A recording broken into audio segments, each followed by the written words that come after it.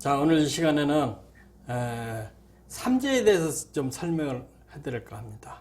그 많은 사람들이 삼재에 대해서 불안해하는 사람도 있고, 삼재에 대해서 몰라서 또 궁금해하는 사람도 있고 그렇거든요.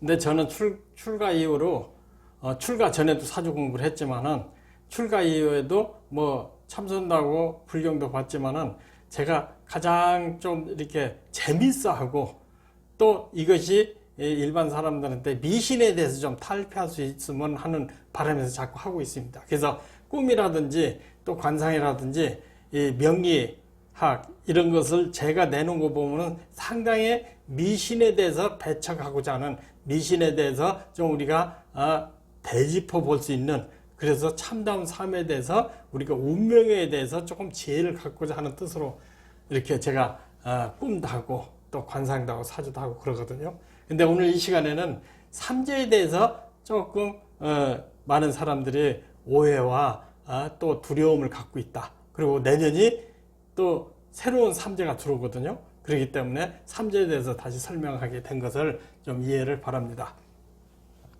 삼재팔란이라는 것은, 삼재는 세 가지 재난, 그리고 화재, 풍재, 수재, 이렇게 얘기하는 사람도 있고 다르게 얘기하는 사람도 있습니다. 팔란이라는 것은 우리가 뭐 질병에 걸린다든지 또 돌연 사고가 난다든지 또 재산을 잃는다든지 남한테 억울한 일을 당한다든지, 이게 삼재팔란이 다 똑같은 소리거든요. 그러니까 우리가 살면서 이렇게 나타나는 모든 고통을 전부 통칭해서 삼재팔란이라고 이렇게 얘기합니다. 그런데 사람들은 끊임없이 삼재팔란을 겪고 죽을 때까지 살고 있거든요. 그래서 사바세계는 이렇게 그 삼재팔란에서 어떻게든지 극복해나가고 참아야 되는 세상입니다. 그래서 삼재팔란을 생겼다 그러면 내가 참아야 되잖아요. 그걸 또 다시 미연에 방지하고, 그러나 이렇게 삼재팔란 운명에 대해서 조금 일찍 안다고 한다면 그 부분에 대해서 우리가 마음에 대비도 하고 그 부분에 대해서 좀 대처할 방법이 있지 않을까, 이렇게 생각할 수도 있습니다. 그러나 제가 생각할 때는 근본적으로 우리가 닥칠 건 다 닥칩니다. 다 닥치는데 그것을 근본적으로 해결하는 것은 수행해서 깨닫는 것밖에 없다, 저는 이렇게 느끼고 있거든요. 그런 의미에서 삼재팔란에 대해서 조금 설명을 해볼까 합니다.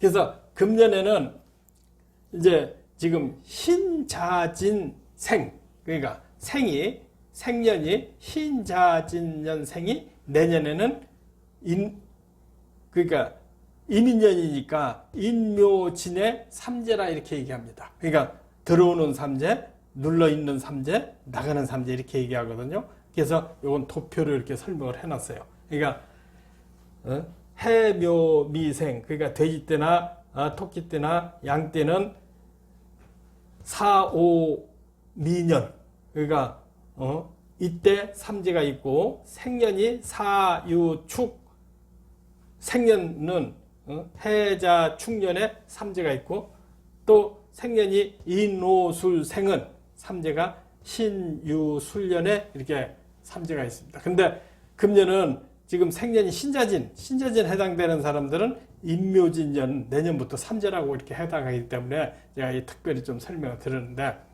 삼재라는 것은 조금 전에 말씀드렸듯이 이게 우리가 닥칠 수 있는, 그러니까 힘들고 어려운 것을 다 닥칠 수가 있다고 하는데, 그 닥치는 그 범위가 그러니까 사람마다 느끼고 좀 심하느냐 덜하느냐에 따라서 끊임없이 삼재는 있는데, 조금 심한 사람은 삼재팔란을 당했다 이렇게 얘기합니다. 그런데 조금 약하게 당할 수도 있고 강하게 당할 수도 있거든요. 그런데 왜 그런 현상이 일어나느냐, 우리가 사주 명리학을 볼 때는, 명리학을 보는 것은 띠로 보는 게 아니고 태어난 날을 기준으로 하고 있습니다. 그래서 옛날에는 띠로 봤지만은 학문이 발달하다 보니까 일을 기준으로 하는 것이 가장 적중률이 좋더라. 그런데 삼재팔란은 뭘로 해요? 생연으로 하잖아요. 그 생연으로 하니까 적중률이 좀 사실은 약합니다. 그러나 이렇게 사주 명리학이 근래에 발달했고, 그전 사람들은 무학자가 많았습니다. 뭐 조선시대까지 무학자가 많기 때문에 그냥 간편으로 띠가 굉장히 중요하게 생각했는데, 학문이 발달되다 보니까 띠가 중요한 게 태어난 날이 중요한구나, 태어난 날에 대해서 균형과 조화가 어떻게 돼 있느냐, 이것이 더 중요하게 됐습니다. 그러니까 이 삼재팔란은 이렇게 지금 설명을 하지만은 이것이 그렇게 비중이 그렇게 중요하고 뭐 심각하지 않다. 다만 사주팔자를 공부해서 사주팔자 운이 나쁠 때는 똑같이 삼재팔란이다, 이렇게 생각하면 맞습니다. 또 사주팔자에 대운이 들어왔다 그러면은 그 해가 상당히 여러 가지 뭐 직업을 얻고 아내를 얻고 자식을 얻고 취직이 되고 돈이 생기고 명예가 높아지죠. 그러니까 운이 들어왔나 운이 나빠졌나 이런 것은 전문 명리 사주팔자를 공부해야 상당히 근접하게 한 8, 90% 근접하게 알 수 있습니다. 그러나 이 생년으로 하는 것은 비중이 그렇게 많지 않다고 설명을 먼저 드리고요. 그 원리 면에서는 설명을 좀 하겠습니다. 우리가 사람이 대부분 하늘과 땅의 영향권에서 살고 있습니다. 근데 하늘과 땅의 영향권이라는 것은 우리가 지구의 자전과 공전으로 인해서 기후가 끊임없이 바뀌고 하루도 끊임없이 바뀌고 있습니다. 그러니까 하루는 12시간, 옛날에 또 우리가 12달의 주기로 1년을 봄, 여름, 가을 4개가 나눠져 있죠. 그 다음에 크게 보면 12년 주기, 더 크게 보면 120년 주기로 보거든요. 그러니까 그 자전과 공전으로 해서 우리 인생이 살아가는데 그에 따른 봄, 여름, 가을에 따른 기lun이 따를 수밖에 없습니다. 봄에는 따뜻해지고 여름엔 더워지고 가을에는 추워지고 겨울에는 아주 춥고 이런 기운에 대해서 우리가 거기에 영향을 받고 살고 있거든요. 그걸 갖다 오행이라고 합니다. 그래서 내가 어떤 오행에 속해 있나 거기에서 내 오행에 힘을 받으면 잘 살게 되는 거고 오행에 힘이 없으면 좀 침체된다든지 불행이 따라올 수가 있다고 이렇게 보습니다. 그러나 부처님 가르치면 총체적으로 모든 인생은 그게 주기에 따라서 조금 좋고 나쁜 바이오리듬이 있지만은 사바세계는 힘든 세상입니다. 그러니까 참아야만 되는 세상 이렇게 표현을 하거든요. 그러면은 우리가 태양을 기준해서 오행에 금, 목, 수, 화 또 5가지가 오행이 있지만은 특히 화를 기준해서 왜 그러냐면 화는 에너지를 얘기하거든요. 그러니까 따뜻한 기운과 더불어 우리가 물질을 만드는 수의 기운과 2가지 기운이 크게 음양 오행이라고 이렇게 표현합니다. 그러면은 우리가 화를 기준해서 화는 이제 병정화가 있는데요. 통칭해서 다 화로 오행의 화의 오행으로서 설명을 하고자 합니다. 화는 예를 들어서 태양의 기운이 이 지구에서 제일 멀어질 때가 이게 음력 10월 달입니다. 그런데 11월 달 되면은 동짓날이라고 해서 태양이 어머니 뱃속에 잉태된다. 이런 뜻이거든요. 그러니까 태양이 제일 멀어졌을 때는 우주에 다 포함되어 있다. 그렇기 때문에 제일 춥고 기운이 제일 떨어지거든요. 그러니까 오행의 화가 기운을 갖고 있는 사람은 이 포에 제일 멀어졌다. 제일 기운이 없다는 얘기죠. 그런데 자월 동짓달부터 어머니 뱃속에 입태되고 또 12월 달에는 어머니 뱃속에서 길러지고 그 다음에 음력 이제 2월 달부터는 생이 들어가고 인월이라고 그러죠. 인월 절기의 인월 입춘부터는 태양이 탄생한다. 그 다음에 2월에는 그 태양의 기운이 이렇게 성장하게 되는 어려움이 있다. 그 다음에 태양이 음력 3월 달 되면은 이렇게 의간을 갖출 줄 안다. 그러니까 부끄러움을 안다. 이렇게 표현을 하거든요. 그 다음에 4월 달 가면은 이제 세상에 활동하러 나가죠. 이 관이라는 건 사회 활동을 얘기하는 거거든요. 그 다음에 5월 달에는 이 화의 기운이 왕성해져서 무서운 줄 모르고 모든 것을 이렇게 세상을 덮을 것 같은 그런 기계가 생기고 힘이 생긴다 이렇게 보거든요. 그러나 6월 달부터는 서서히 이 기운이 쇠약해진다. 그 다음에 신월에는 음력 7월이죠. 7월에는 병들기 시작한다. 태양의 기운이. 병들면 죽잖아요. 죽은 다음에는 뭐 장례식을 치른다. 그러니까 8월 달에는 죽고 7월 달에는 장례 땅속으로 들어간다. 그래서 다시 우주의 기운으로 들어서 다시 이렇게 순환되는 과정을 얘기하거든요. 이것이 우리가 일생 사람뿐이 아니고 모든 기운은 어떤 기운을 가졌느냐에 따라서 거기 순환 고리가 있습니다. 그런데 여기 지금 그 표현하기는 화해 오행으로 볼 때 이렇게 표현할 수가 있습니다. 그러니까 태양의 기운은 이렇게 순환이 된다. 그럼 여기서 제일 힘들 때가 언제냐면은 여기서 병, 사, 장 이것이 제일 힘들겠죠. 화해 기운으로 따지면은. 그래서 이걸 갖다가 대표적으로 삼재의 편이라고 얘기해요. 그러니까 화해 기운을 가진 사람은 신유술에 병들어 늘 죽으니까 죽어서 또 장례 지르니까 제일 불행할 거 아니겠어요?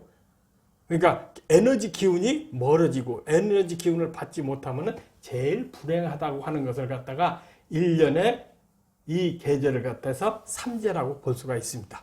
그런데 나머지는 성장하는 거니까 삼재보다는 굉장히 운이 들어왔다 이렇게 볼 수가 있는 거거든요. 그런데 그 사람마다 그 오행에 따라서 이것은 다 달라집니다. 그러니까 우리가 여기 보면은 해묘미와 해묘미년은 4년부터 4, 5, 미 년부터 이렇게 삼재에 들어간다고 써 있는데 이게 사람마다 차이가 다 있거든요. 그런데 누구든지 이렇게 띠로 기본을 했다는 것은 항상 적중률이 약합니다. 그러니까 삼재팔년 누구나 다 있지만은 띠로 적중률을 본다는 것은 굉장히 위험합니다.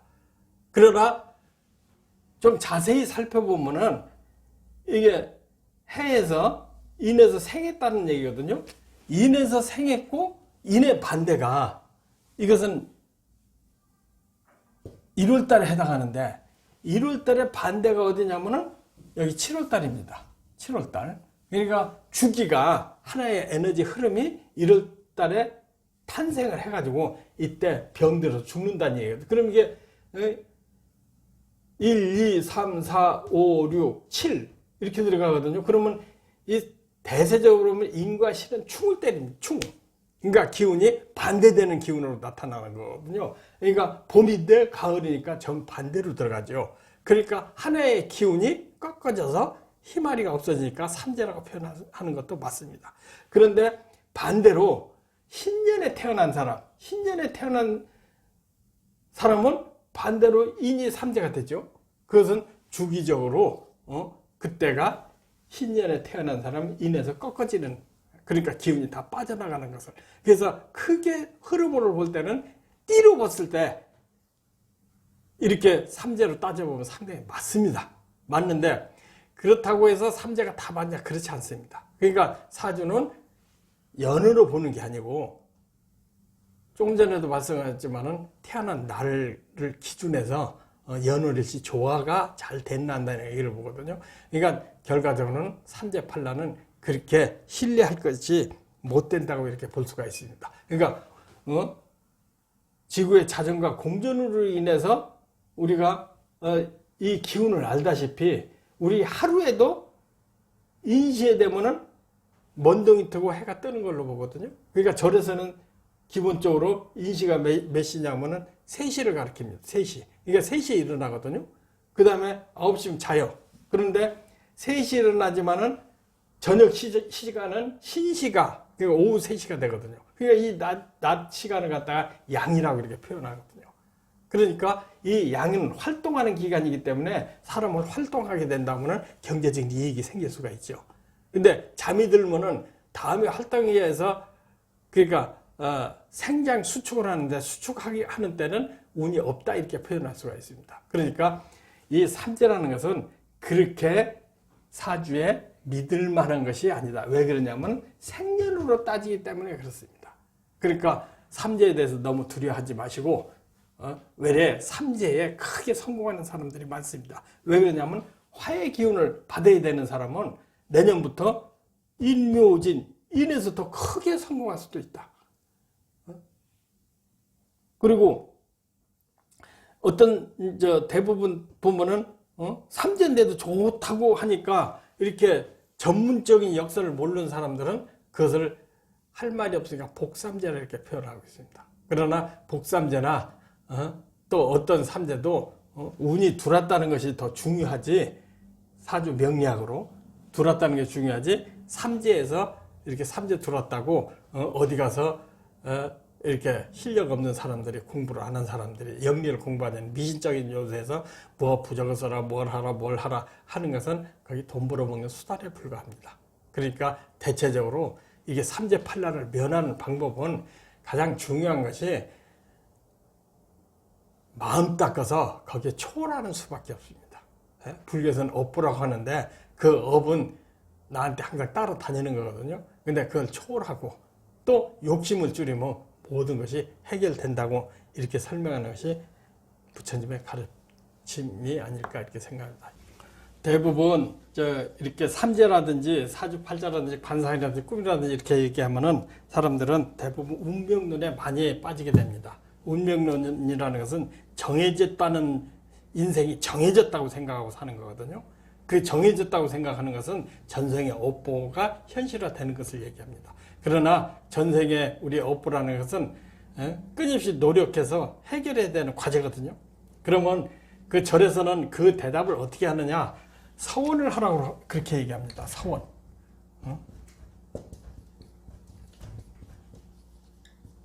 서원을 하라고 하는데요. 서원이라는 것은 이제 다시 말해서 원력을 얘기하기도 합니다. 서원이라는 것은 우리가 앞으로 나는 어떻게 하겠습니다. 어떻게 하겠습니다. 이렇게 설명을 하는 거거든요.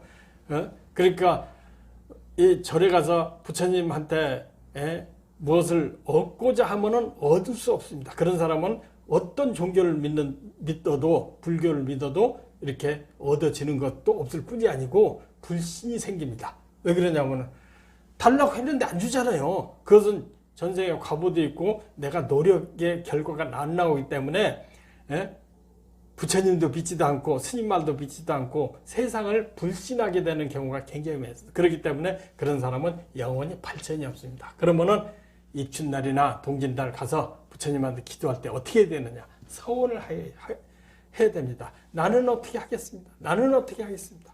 그래서 여러분들 절에 가서 천수경 읽어보세요. 전부 나는 어떻게 하겠습니다. 어떻게 하겠습니다. 어떻게 하겠습니다 하거든요. 그래서 내가 어떤 마음을 심고 사느냐가 가장 중요합니다.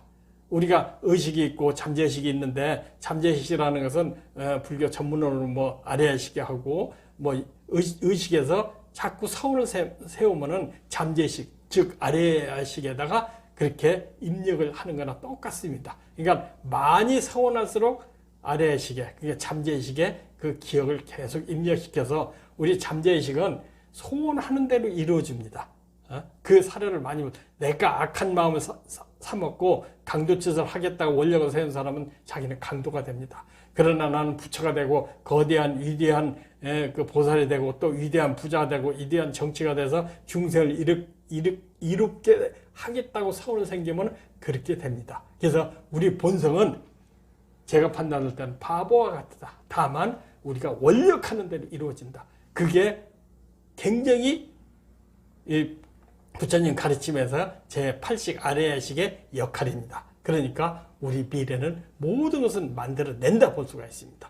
그런데 그것을 운명론자는 그런 생각이 없고 그냥 무의도식하는 거나 똑같거든요. 그러니까 절에서 가장 중요한 것은 원력이라고 합니다. 근데 원력은 뭘로 하느냐?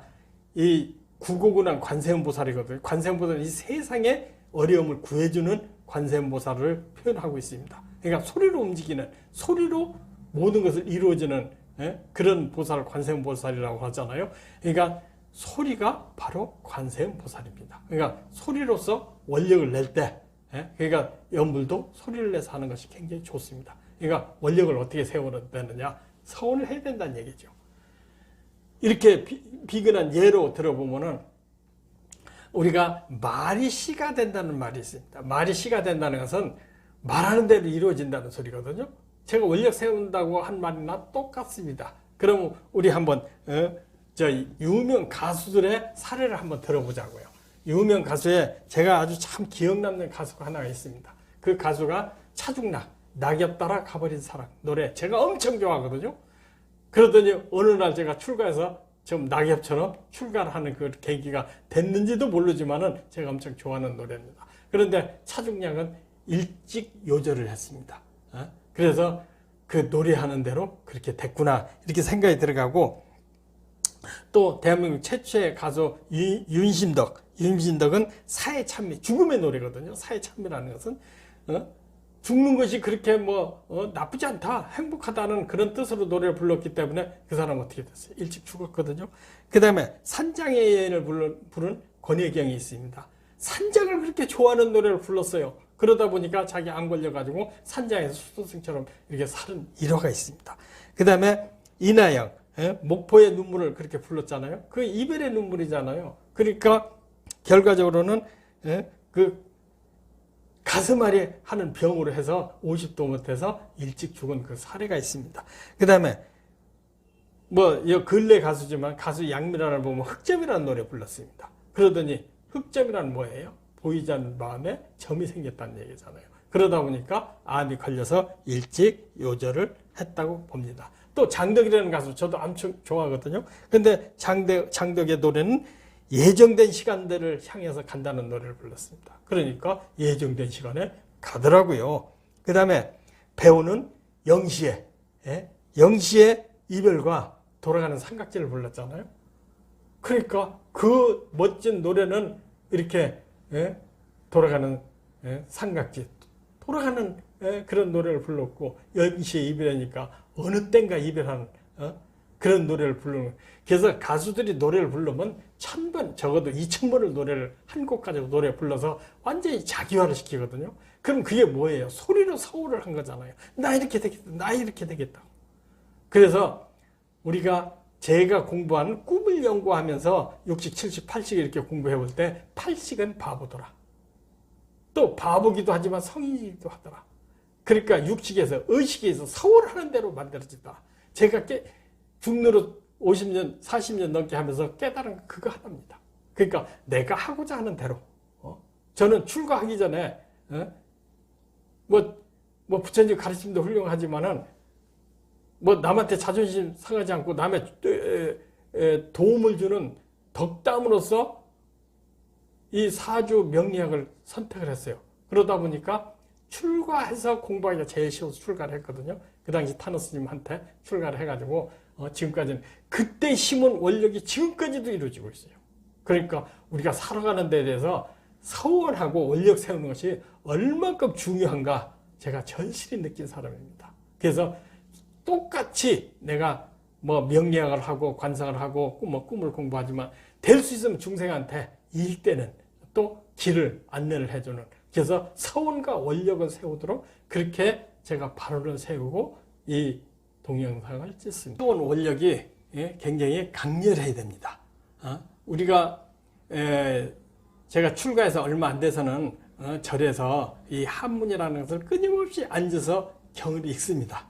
끊임없이 외워질 때까지 읽거든요. 그럼 그렇게 끊임없이 외워질 때까지 읽는 것은 수백 번, 수십 번, 수천 번을 외거든요. 그러면 경의 뜻이 익어지고 또 부처님 말씀이 전달이 되거든요. 그래서 이 세상은 관세음보살의 자비로서 서원을 세우고 원력을 세운다고 한다면은 우리가 이민년 새해에 입춘에는 모든 소원을 이루어질 수가 있습니다. 그러니까 노력하는 자, 두드리는 자, 구하는 자 얻어질 수 있다는 것이 정말로 진실하게 감동적으로 받아들일 수 있는 그런 부처님 가르침이거든요. 그래서 깨달음이라는 것도 화두라는 것도 깊이 참고하면 깨달을 수 있다는 것을 저는 확신을 얻고서는 오늘은 서원과 또 원력과 또 우리가 화두를 참고할 때 진실로 화두를 참고하면 깨달을 수 있다. 최종 우리는 인간을 깨달아야 되니까요. 깨달아야만이 생사해탈을 할 수가 있다. 이렇게 부처님 말씀입니다. 그러니까 이민년의 삼재는 우리가 원력과 서원으로 해결하자. 이렇게 말씀을 드리고 이 시간을 마칩니다. 성불하십시오.